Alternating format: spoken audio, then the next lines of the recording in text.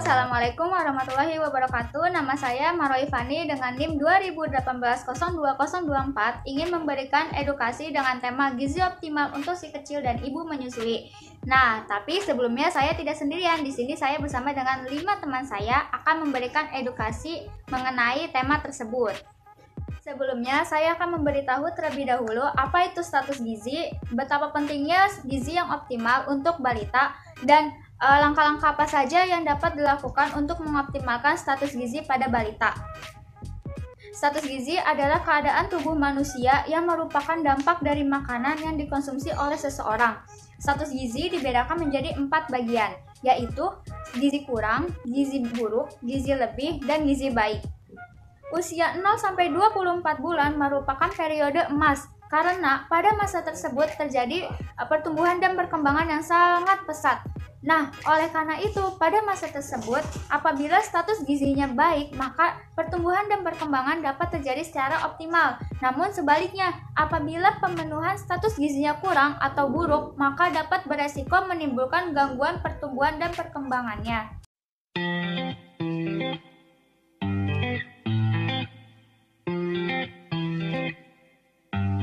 Adapun langkah-langkah yang dapat dilakukan untuk mengoptimalkan status gizi balita. Nah, yang pertama itu meningkatkan pengetahuan ibu mengenai status gizi melalui edukasi.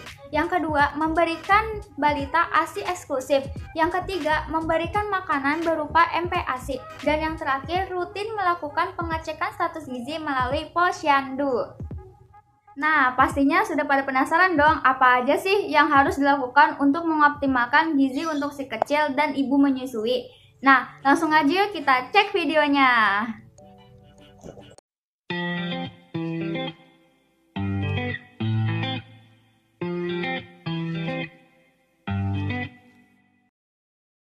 Perkenalkan, nama saya Nabila dari Prodi S1 Gizi Stikes Mitra Keluarga.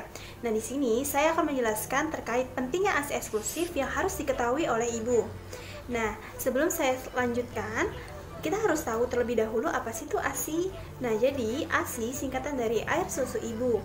Nah, air susu ibu ini adalah cairan yang dikeluarkan atau disekresikan dari kelenjar payudara wanita. Nah, menurut pemerintah nomor 33 tahun 2012, ASI eksklusif adalah ASI yang diberikan kepada bayi sejak usia 0-6 bulan tanpa diberi makanan atau minuman. WHO merekomendasikan dalam upaya mendukung ASI eksklusif yang pertama, melakukan IMD atau inisiasi menyusui dini pada 1 jam setelah dilahirkan. Yang kedua, menyusui secara eksklusif tanpa diberi makanan atau minuman yang lainnya. Yang ketiga, menyusui dengan keinginan bayi baik malam hari maupun di pagi hari. Yang keempat, menghindari penggunaan botol, dot maupun empek. Lalu, kenapa sih penting sekali untuk melakukan ASI eksklusif? Jawabannya karena ASI merupakan sumber energi dan nutrisi yang terpenting untuk bayi di masa 0-6 bulan. Terdapat manfaat jika melakukan ASI eksklusif, terutama untuk ibu, yaitu mengurangi resiko kanker payudara. Yang kedua, menjalin ikatan antara anak dengan ibu. Lalu, ASI eksklusif juga bisa dijadikan kontrasepsi alami sebelum terjadinya menstruasi. Kemudian, terdapat manfaat untuk anak, yaitu jika anak tersebut diberikan secara ASI eksklusif, maka anak tersebut tidak akan mudah jatuh sakit karena ASI mengandung zat imunoglobulin yang bagus untuk menjadi imunitas tubuh. Lalu boleh tidak diberikan susu formula? Menurut Kementerian Kesehatan RI tahun 2012, pemberian susu formula diperbolehkan jika dalam situasi bencana, yaitu kondisi bayi dengan indikasi medis, atau kondisi bayi yang terpisah dari ibunya, atau juga ibu yang menderita suatu penyakit, misalnya HIV. Namun, pemberian susu formula juga harus tetap dalam pantauan petugas kesehatan. Terdapat keunggulan ASI dibandingkan dengan susu formula. Keunggulan yang pertama adalah ASI merupakan sumber makanan yang cukup untuk bayi di usia 0-6 bulan.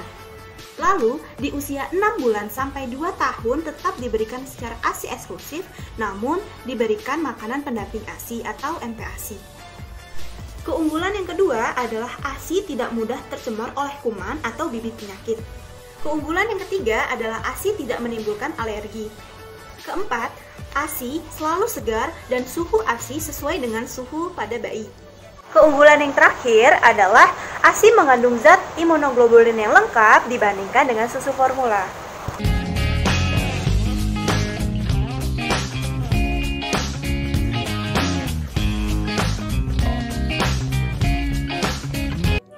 Assalamualaikum warahmatullahi wabarakatuh. Perkenalkan, nama saya Miosan Tasadeva Azalea, mahasiswa S1 Gizi Stikes Mitra Keluarga. Di sini saya akan menjelaskan kenapa sih produksi ASI ibu tidak lancar. Produksi ASI sangat dipengaruhi oleh berbagai faktor, antara lain asupan nutrisi ibu, penggunaan alat kontrasepsi, pola istirahat, frekuensi pemberian ASI, berat bayi saat lahir, umur kehamilan saat melahirkan, konsumsi rokok dan alkohol, efek samping obat-obatan tertentu, dan juga faktor gaya hidup yang tidak baik. Produksi ASI juga sangat dipengaruhi oleh kondisi psikologi ibu. Ibu yang selalu dalam keadaan tertekan, sedih, stres, kelelahan, kecemasan berlebihan, dan berbagai bentuk ketegangan emosional akan menurunkan volume ASI. Bahkan tidak akan terjadi produksi ASI. Selain itu, faktor fisiologi atau fisik seperti status gizi. Ibu dengan status gizi, obesitas atau underweight bisa menjadi salah satu faktor kenapa ASI ibu tidak lancar. Selain itu, adanya penyakit tertentu, riwayat proses melahirkannya sulit atau dengan komplikasi, dan kondisi plasenta yang masih tertinggal di dalam rahim atau disebut juga retensi plasenta. Nah, ada beberapa faktor yang dapat memperlancar ASI. Yang pertama, terapkan pola hidup sehat dengan istirahat yang cukup, hindari stres, tidak merokok, dan tidak mengkonsumsi minuman beralkohol. Yang kedua, menyusui lebih sering dan lebih lama untuk merangsang produksinya ASI. Susuilah si kecil setidaknya 8-12 kali sehari. Yang ketiga, melakukan pijatan payudara. ASI yang berkurang belum tentu karena produksi ASI-nya sedikit. Bisa jadi karena ada sedikit sumbatan pada saluran susu. Yang keempat, perbanyak mengkonsumsi air putih. Dianjurkan untuk meminum 2-3 liter air per hari atau kurang lebih 13 gelas setiap hari agar tubuh tidak kekurangan cairan dan produksi ASI lancar. Produksi ASI juga sangat dipengaruhi oleh asupan makanan ibu. Ibu yang menyusui perlu untuk mengkonsumsi makanan dengan gizi seimbang. Apabila jumlah makanan ibu cukup mengandung unsur gizi yang diperlukan, baik jumlah kalori, protein, lemak, dan vitamin, serta mineral, maka produksi ASI akan tercukupi. Ada beberapa bahan makanan yang dianjurkan untuk ibu menyusui. Seorang ibu menyusui dianjurkan untuk mengkonsumsi kacang-kacangan, seperti misalnya kacang merah, kacang hijau, kacang kedelai, dan produk olahannya. Dikarenakan kacang-kacangan mengandung sumber kalori, protein, kalsium, kalium, vitamin B, vitamin C, dan zat antioksidan yang sangat baik untuk kesehatan. Kandungan dari kacang-kacangan juga mampu untuk membantu mengoptimalkan pengeluaran ASI serta kepekatan warna ASI pada ibu menyusui.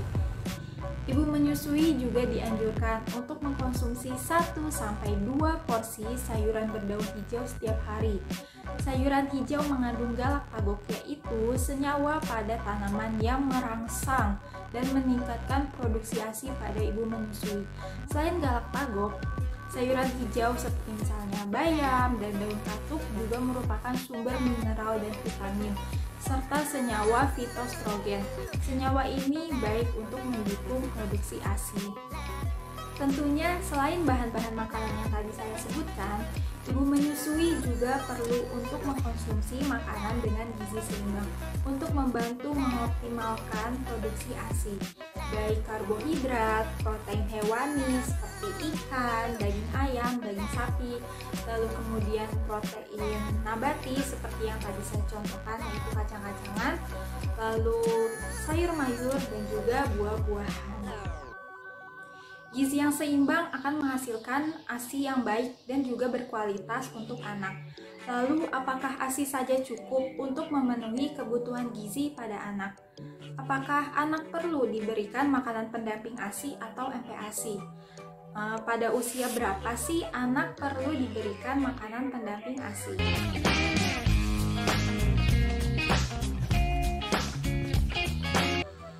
Perkenalkan, nama saya Muhammad Irsonuddin Azra, saya mahasiswa program studi S1 Gizi dari Stikes Mitra Keluarga. Di sini saya akan menjelaskan apa itu makanan pendamping ASI. Menurut Kementerian Kesehatan Republik Indonesia, makanan pendamping ASI adalah makanan yang diberikan kepada bayi di samping ASI dengan tujuan untuk memenuhi kebutuhan gizinya. Makanan pendamping ASI diberikan pada bayi saat dia berumur 6 bulan. Karena kebutuhan gizi bayi sudah tidak dapat tercukupi lagi oleh ASI saja, maka dari itu makanan pendamping ASI diberikan. Menurut Ikatan Dokter Anak Indonesia, terdapat 4 strategi dalam pemberian makanan pendamping ASI. Yang pertama, tepat waktu. Makanan pendamping ASI diberikan ketika ASI saja sudah tidak mencukupi kebutuhan bayi atau bayi sudah berumur 6 bulan. Yang kedua, adekuat. Makanan pendamping ASI yang diberikan harus dapat memenuhi kebutuhan energi, karbohidrat, protein, lemak, vitamin, dan mineral. Yang ketiga, aman dan higienis.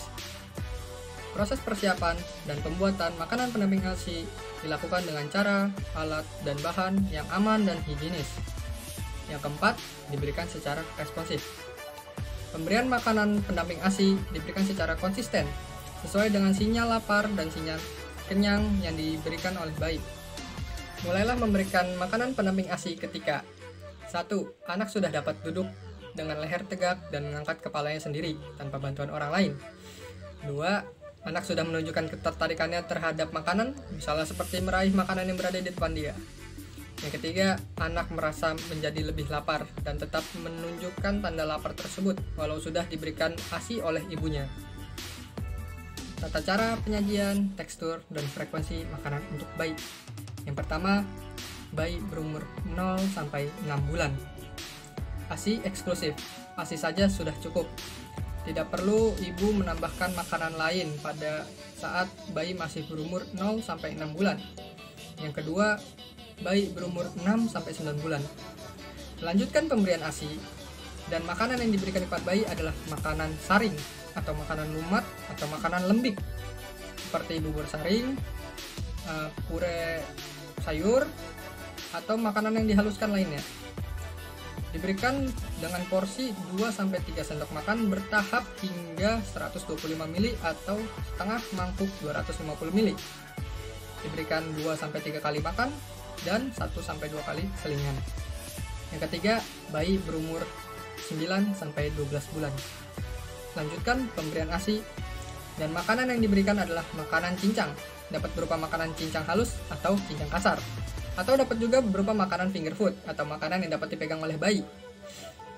Diberikan dengan porsi 125 ml hingga 250 ml atau 1 mangkuk. Diberikan 3-4 kali makan dan 1-2 kali selingan. Yang keempat, bayi berumur lebih dari 12 bulan. Lanjutkan pemberian ASI hingga usia 2 tahun. Makanan yang diberikan adalah makanan biasa. Tekstur makanan yang diberikan sudah dapat disamakan dengan makanan dewasa atau dapat dihaluskan sedikit. Porsi yang diberikan adalah 250 ml atau 1 mangkuk lebih. Diberikan 3-4 kali makan dan 1-2 kali selingan. Hal-hal yang perlu diperhatikan dalam pemberian makanan pendamping ASI. Menurut Ikatan Dokter Anak Indonesia dan Persatuan Ahli Gizi Indonesia, terdapat beberapa hal yang perlu diperhatikan dalam pemberian makanan pendamping ASI. Yang pertama, pemberian ikan, telur, dan daging diberikan dalam keadaan yang benar-benar matang. Yang kedua, hindari penggunaan gula, garam, dan bumbu-bumbu yang berbau tajam dalam makanan pendamping ASI. Yang ketiga, madu diberikan kepada anak yang sudah berusia lebih dari 1 tahun untuk mencegah terjadinya botulisme. Yang keempat, Makanan baru diperkenalkan setiap satu dalam beberapa hari. Yang kelima, pengenalan makanan baru dilakukan dalam beberapa kali, karena ada kemungkinan anak tidak akan menyukai makanan tersebut saat percobaan pertama. Yang keenam, pastikan kebersihan tangan anak sebelum makan. Yang ketujuh, pastikan juga kebersihan alat, bahan, dan cara persiapan makanan pendamping ASI.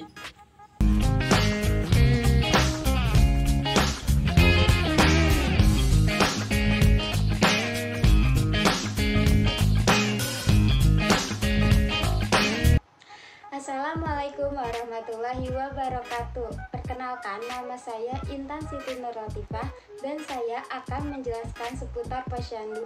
Langsung aja yuk kita simak penjelasan berikut. Nah, jadi Posyandu yaitu kegiatan yang dilakukan oleh masyarakat untuk memberdayakan dan memberikan kemudahan kepada masyarakat untuk memperoleh pelayanan kesehatan dasar. Tujuan didirikannya Posyandu yaitu untuk menurunkan angka kematian bayi dan anak balita agar terwujud keluarga kecil bahagia dan sejahtera. Penyelenggaraan Posyandu yaitu dilakukan 1 kali dalam sebulan. Posyandu biasanya berlokasi di setiap desa atau dusun, dan tempat dilaksanakannya Posyandu berada di lokasi yang mudah dijangkau oleh masyarakat. Karena peran Posyandu sangat penting dalam meningkatkan kualitas kesehatan ibu dan anak melalui proses pelayanan kesehatan, dan peran Posyandu untuk meningkatkan kesejahteraan sosial masyarakat dengan cara merubah sudut pandang masyarakat mengenai kesehatan, terutama kesehatan ibu dan anak. Banyak manfaat yang didapat apabila rutin ke Posyandu, yaitu mendapatkan informasi dan pelayanan kesehatan bagi ibu dan anak, mendapatkan kapsul vitamin A, dapat memantau pertumbuhan balita, mendapatkan makanan tambahan bergizi, imunisasi lengkap, ibu hamil mendapatkan tablet tambah darah, dan dapat berbagi pengalaman dan pengetahuan seputar kesehatan ibu dan anak. Kegiatan utama di Posyandu terdiri dari 5 bagian. Yang pertama ada kesehatan ibu dan anak, keluarga berencana, imunisasi, gizi, pencegahan dan penanggulangan diare.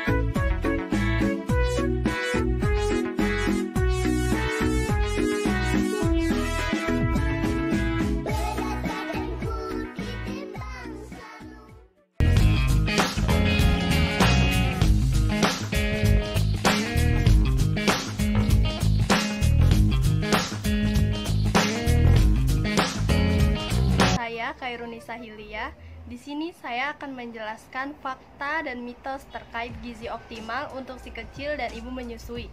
Yang pertama, diberikan pisang pada anak usia di bawah 6 bulan. Jawabannya mitos atau fakta ya? Jawabannya adalah mitos. Faktanya, MPASI diberikan di atas 6 bulan. Penjelasan menurut Organisasi Kesehatan Dunia, bayi juga akan mengalami kesulitan saat mengkonsumsi makanan padat. Karena bayi berusia di bawah 6 bulan belum berkembang sepenuhnya dan tidak bisa menelan makanan padat. Yang kedua adalah si kecil alergi dengan ASI. Jawabannya mitos atau fakta ya? Jawabannya adalah mitos. Faktanya, tidak ada satupun bayi yang mengalami alergi terhadap air susu ibunya. Ibu dan si kecil memiliki kesamaan genetik hingga 50%. Belum pernah ada reaksi antibodi terhadap susu yang dihasilkan oleh ibu. Jelasan menurut Dr. Adesman, faktanya alergi ASI adalah hal yang secara biologis mustahil. Yang ketiga, air mineral untuk bayi ASI eksklusif. Jawabannya mitos atau fakta ya? Jawabannya adalah mitos. Faktanya, ASI merupakan satu-satunya cairan yang dibutuhkan si kecil. 85% dari ASI adalah kandungan air. Penjelasan menurut Dr. Adesman, ASI yang terbaik jika kondisinya memungkinkan. Ibu tidak perlu memberikan si kecil air mineral ataupun suplemen tambahan hingga ia menginjak usia 6 bulan dan siap mengkonsumsi makanan padat pertamanya. Keempat, si kecil alergi dengan makanan. Jawabannya mitos atau fakta ya? Jawabannya adalah mitos. Faktanya, makanan pemicu alergi pada ibu belum tentu memunculkan reaksi pada si kecil.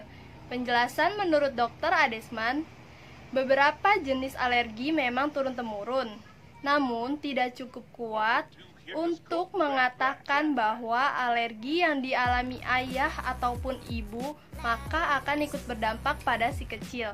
5. Gula membuat si kecil hiperaktif.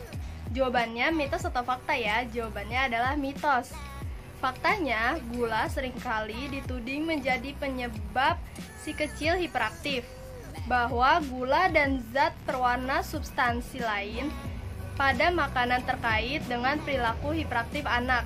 Penjelasan menurut Dr. Adesman menyatakan bahwa gula tidak menyebabkan si kecil hiperaktif. Namun meskipun begitu, ada baiknya menjaga konsumsi gula si kecil agar tidak obesitas, bukan karena alasan perilaku.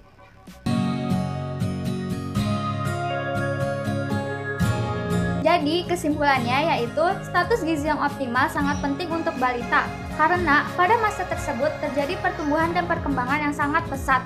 Oleh karena itu, balita perlu mendapatkan perhatian yang lebih dari orang tuanya. ASI eksklusif adalah ASI yang diberikan kepada bayi yang baru dilahirkan selama 6 bulan. Nah, agar ASI ibu lancar, ibu menyusui perlu mengkonsumsi makanan bergizi, cairan yang cukup, serta pola hidup yang sehat. Makanan pendamping selain ASI atau MPASI perlu diberikan kepada bayi saat bayi menginjak usia 6 bulan. Selain itu, bayi juga harus rutin melakukan pengecekan status gizi melalui posyandu. Sekian pemaparan dari saya dan teman-teman saya. Bagi yang sudah mengisi form kuesioner, saya ingin mengingatkan kembali kepada ibu-ibu yang telah menonton video tersebut untuk berpartisipasi dalam mengisi kuesioner kembali dengan cara mengakses link yang terdapat di dalam description box. Sekian dari kami, semoga apa yang kami sampaikan dapat bermanfaat bagi kita semua. Kurang lebihnya mohon maaf. Wabillahi taufiq wal hidayah. Wassalamualaikum warahmatullahi wabarakatuh.